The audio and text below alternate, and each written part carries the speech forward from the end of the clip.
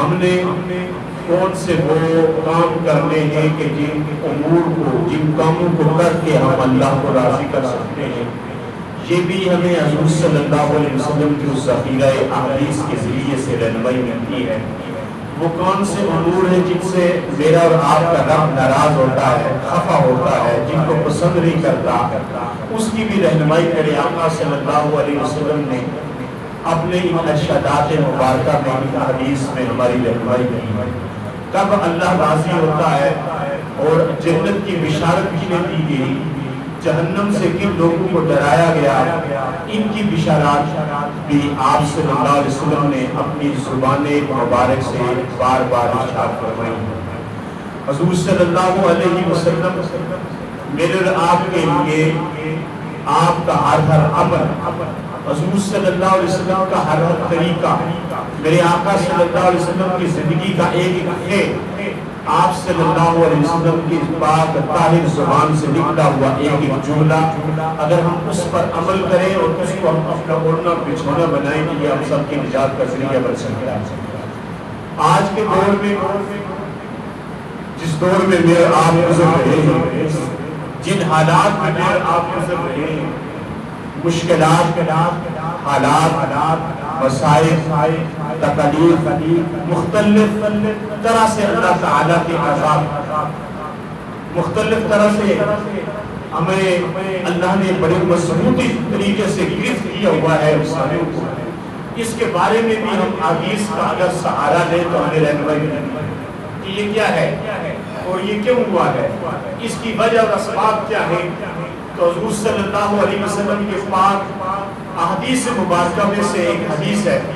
حضور صلی اللہ علیہ وسلم فرماتے ہیں کہ حضرت موسیٰ کلیم اللہ علیہ السلام نے رب کائنات سے پوچھا، اللہ جب تو راضی ہوتا ہے تو اس کی کیا نشانیاں ہیں، جب تو ناراض ہوتا ہے تو اس کی کیا نشانیاں ہیں.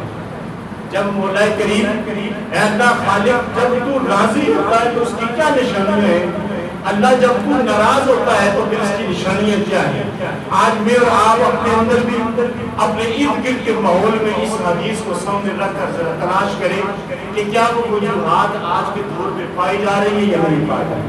حضور صلی اللہ علیہ وسلم نے فرمایا کریم اللہ ہے موسیٰ جب میں ناراض ہوتا ہوں تو اس کی 3 علامتیں ہیں. ایک علامت یہ ہے کہ پھر میں بے وقت بارشیں کرتا ہوں.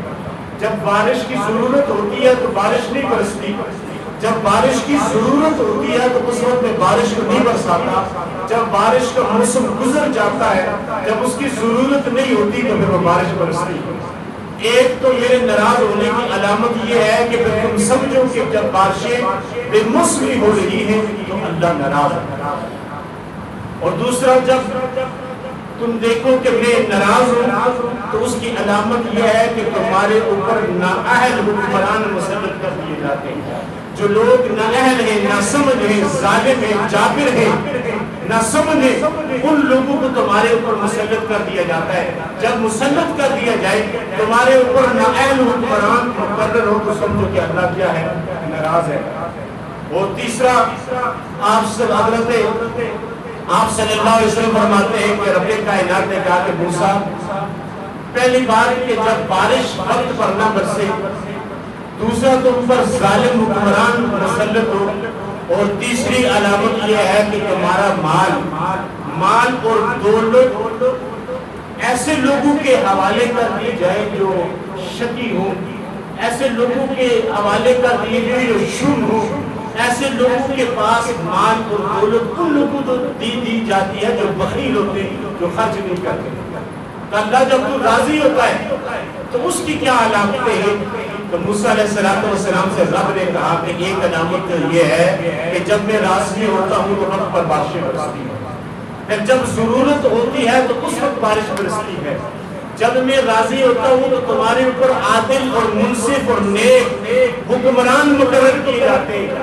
اور تیسری جب میں راضی ہوتا ہوں تو پھر دولت ایسے لوگوں کے حوالے کر دی جاتی ہے جو سخی ہوتے ہیں، جو لوگوں پر خرچ کرتے ہیں، جو اللہ کے راستے میں خرچ کرتے ہیں، جو اس مال کو جمع نہیں کرتے، جو مال کے اوپر سانپ بن کر نہیں بیٹھتے. میرے نبی صلی اللہ علیہ وسلم نے فرمایا آج ذرا میرے آپ دیکھیں ان تینوں چیزوں کو سامنے رکھا، کیا یہ تینوں چیزیں ہیں یا نہیں ہے؟ کیا ہم یہ جب بھی ہم میرے اکثر یہ کہا کرتا ہوں کہ جب یہ حضور صلی اللہ علیہ وسلم کی حدیث مبارکہ کو سنیں تو اسے ہم اپنے اندر دیکھیں، اپنے ارد گرد کے ماحول کو دیکھیں، ہم حالات کو دیکھیں کہ کیا اس حدیث کے ضمن میں میں تو نہیں آ رہا، کیا اس حدیث کے ضمن میں ہم سب تو نہیں آ رہے، کیا اس حدیث کے ضمن میں یہ ماحول، یہ معاشرہ، یہ ہماری سوسائٹی، یہ عام اور خاص، کیا اس میں سارے نہیں آ رہے؟ کیا آج یہ ہم آنکھوں سے نہیں دیکھ رہے کہ وقت پر بارشیں ہو رہی ہیں؟ آج ہونے والی بارشیں جب فصلیں پک چکی ہوتی ہیں، فصلیں تیار ہوتی ہیں، تو اس وقت اللہ بارشیں برساتا ہے اور آسمان سے اولے برسا کر ان فصلوں کو ضائع کر دیتا ہے۔ یہ کس کی علامت ہے کہ اللہ ناراض ہے، اللہ ہم سے خفا ہے؟ اور پھر جب بارش کی ضرورت نہیں ہوتی اللہ بارش برسا رہا ہے۔ اور جب میں اور آپ اپنے حالات کو کوستے ہیں، حکمرانوں کو کوستے ہیں، ایسی بات نہیں ہے اعمالکم اموالکم، تمہارے اعمال تمہارے حکمران ہیں، تمہارے اعمال کیا ہیں؟ تمہارے حکمران ہیں۔ جیسے تمہارے اعمال ہوں گے ویسے تمہارے حکمران ہوں گے، اچھے اعمال ہوں گے اچھے حکمران ملیں گے، برے اعمال ہوں گے تو برے حکمران ہوں گے۔ آج ہم ماحول میں دیکھ لیں کہ اگر ہمارے پاس ہمارا حکمران فاروق اعظم جیسا ہے، یا ہمارا حکمران صدیق اکبر جیسا ہے، حضرت عثمان غنی جیسا ہے، حضرت علی حیدر کرار جیسا ہے، سیدنا امیر معاویہ جیسا ہے، یا ہمارا حکمران عمر بن عبدالعزیز جیسا ہے، تو پھر ہم سمجھیں کہ ہمارے اعمال ایسے ہیں کہ اللہ ہم سے راضی ہے۔ اور اگر ہمارے اوپر مسلط حکمران جابر اور ظالم ہے، فرعون اور شداد کی طرح سخت ہے، نمرود کی طرح ہمارے سروں کو کاٹ رہے ہیں، گاجر رولی کی طرح انسانیت کی گردنیں اگر کٹ رہی ہیں، تو پھر سمجھو ہماری اعمال اچھی ہیں۔ حدیث میں ہمیں حضور صلی اللہ علیہ وسلم کی رہنمائی فرمائی کہ گویا کہ تمہارے اعمال اچھے نہیں ہے کیونکہ تمہارے اعمال ہی تمہارے حکمران ہیں۔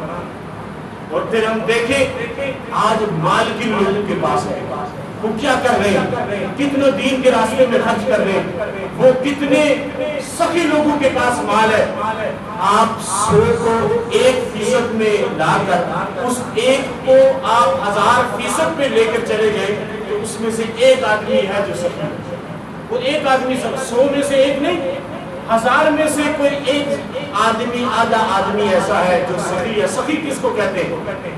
سخی کس کو کہا جاتا ہے؟ میرے آقا صلی اللہ علیہ وسلم کے پاس مسجد نبوی میں باہر سے ایک شخص آ گیا، وہ مسافر ہے، اس کے پاس رہنے کے لیے گھر موجود نہیں ہے، کھانے کے لیے اس کے پاس پیسے موجود نہیں ہے، حضور کا مہمان ہے۔ رات عشاء کی نماز ہوئی، لوگ مسجد سے جانے لگے اپنے اپنے گھروں کی طرف، دیکھا کہ ایک شخص بیٹھا ہے۔ حضور نے پوچھا، صحابہ نے پوچھا کہ کہاں سے آئے ہو؟ نیا آدمی ہے، کہاں سے آئے ہو؟ کہاں جانا ہے؟ کس کے مہمان ہو؟ کہا میں تو مسافر ہوں، میرے پاس کھانے کے لیے بھی کچھ نہیں ہے، رہنے کے لیے بھی میرے پاس کچھ موجود نہیں ہے۔ سخی کس کو کہتے ہیں ذرا سنیے گا۔ حضور صلی اللہ علیہ وسلم نے ایک صحابی کی ڈیوٹی لگا دی کہ یہ آج تیرا مہمان ہے، یہ آج تیرا مہمان ہے۔ اس مہمان اور پھر اس میزبان کے کیا کہنا کہ جسے حضور صلی اللہ علیہ وسلم جس کے پاس مہمان حوالے کرے کہ یہ آج تیرا مہمان ہے، اس مہمان میں وہ کتنا خوش نصیب اور میزبان میں کتنا خوش نصیب۔ اب گھر کے حالات کیا ہے ذرا سنیے گا، توجہ کیجیے گا۔ گھر کے اندر جس کو پاس اس مہمان کو بھیجا گیا اس صحابی کے پاس اپنے لیے کھانے کے لیے کچھ نہیں ہے، بیوی کے لیے اس کے پاس کھانے کے لیے کوئی چیز شے موجود نہیں ہے، اتنا سا اس کے پاس کھانے کے لیے موجود ہے کہ اس کے 2 بچے ہیں، وہ بچے کھا کر رات کو سو سکتے ہیں، بس۔ سخی کس کو کہتے ہیں؟ دروازے پہ دستک ہوئی، دروازہ کھلا، بیوی سے کہا کہ میں اور میرے ساتھ مہمان ہے اور مہمان میرا نہیں حضور نے بھیجا ہے۔ حضور نے بھیجا، میرے آقا نے بھیجا یہ مہمان، اسے رات کے لیے رہنے کی جگہ بھی نہیں ہے اور اس کو رات کو کھانے کی ہم نے انتظام بھی کرنا ہے۔ بیوی نے کہا کہ کھانے تیرے میرے لیے گھر میں کچھ بھی نہیں ہے، اتنا سا کھانا ہے کہ جس سے ہمارے بچے کھا کر وہ سو سکتے ہیں، وہ نیند ان کو آ جائے گی، بس۔ سخی کس کو کہتے ہیں؟ اب سنیے، دونوں نے مشورہ کیا، مہمان کو کمرے میں بٹھایا، کہتے ہیں اس بچوں کو کسی طریقے سے کھلا کر انہیں کسی اور طریقے سے ان کو سلا دو اور تاکہ وہ سو جائیں، پیچھے ہم دونوں رہ جائیں گے۔ جب کھانا لگے گا تو وہ چراغ ٹھیک کرنے کے بجائے کھانا رکھ کر میز پر دسترخوان پر کھانا بچھانے کے بعد تم چراغ کو بجھا دینا، میں اس کے ساتھ کھانا کھاتا رہوں گا، گویا کہ میں کھا رہا ہوں، اس کے ہاتھوں کے ساتھ اپنا ہاتھ ٹکراتا رہوں گا، وہ محسوس کرے گا کہ میں بھی اس کے ساتھ کھانا کھا رہا ہوں، وہ کھا لے کر اس کا پیٹ بھر جائے گا۔ سخی اس کو کہتے ہیں، اپنے پاس بھی کچھ نہیں ہے، اپنا پیٹ بھرنے کے لیے بھی کچھ نہیں ہے، رات کو بھوکا سونا، بیوی نے بھی بھوکا سونا، بچوں کو بھی بھوکا سلا دیا، مہمان کا پیٹ بھرنا، اس کو سخی کہتے ہیں۔ یوں مہمان کی مہمان نوازی کی۔ صبح فجر کی نماز کے لیے دروازے سے اندر داخل ہوئے تو حضور نے کہا، اس میرے صحابی اور میرے جان نثار مبارک ہو، اللہ کو تیری یہ مہمان نوازی بڑی پسند آئی ہے۔ آ کر شیخی نہیں ماری، آ کر بتایا نہیں کہ میں نے جو کیا اتنے کھانے کھلائے ہیں، میں نے اتنی ڈشیں تیار کی تھی، نہیں، خاموش تھے۔ حضور کو اللہ نے وحی بھیجی، وَيُؤْثِرُونَ عَلَىٰ أَنفُسِهِمْ وَلَوْ كَانَ بِهِمْ خَصَاصَةٌ، وہ اپنے اوپر دوسروں کو ترجیح دیتے ہیں حالانکہ وہ خود اس کے زیادہ محتاج اور ضرورت مند ہے۔ اسے سخی کہا جاتا ہے، ایسے سخی کہا جاتا ہے، یہ سخی ہے۔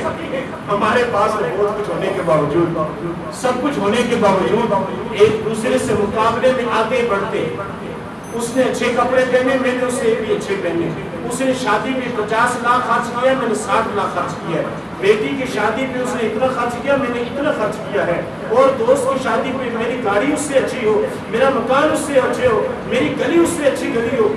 یہ مقابلہ آج ہو رہا ہے، یہ کس کا ہے؟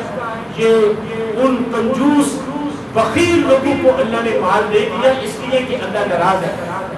اگر اللہ راضی ہوتا تو وہ سخی لوگوں کے پاس مال آتا جو لوگوں پر خرچ کرتے، انسانیت پر خرچ کرتے، مسلمانوں پر خرچ کرتے، انسانیت پر خرچ کرتے، پریشان حال لوگوں پہ خرچ کرتے، دین کے راستے میں خرچ کرتے، مساجد مدارس یتیموں کے اوپر خرچ کرتے۔ نہیں، میں ایسے لوگوں کو بھی جانتا ہوں۔ ایک آدمی کہنے لگا، خوب صاحب نصاب تھا، کہنے لگا میں فطرانے کا معاملہ تھا، یہ چند سال پہلے کی بات ہے، گفتگو ہوتے ہوتے کہنے لگا اصل میں معاملہ یہ ہے کہ میرے گھر میں ایک رشتہ دار ہے، ایک عزیز ہے، ہم اس کی کفالت کرتے ہیں۔ سنیے گا، ہم اس کی کیا، اس صاحب نصاب پر ان کو آدمی ہے، نصاب ہے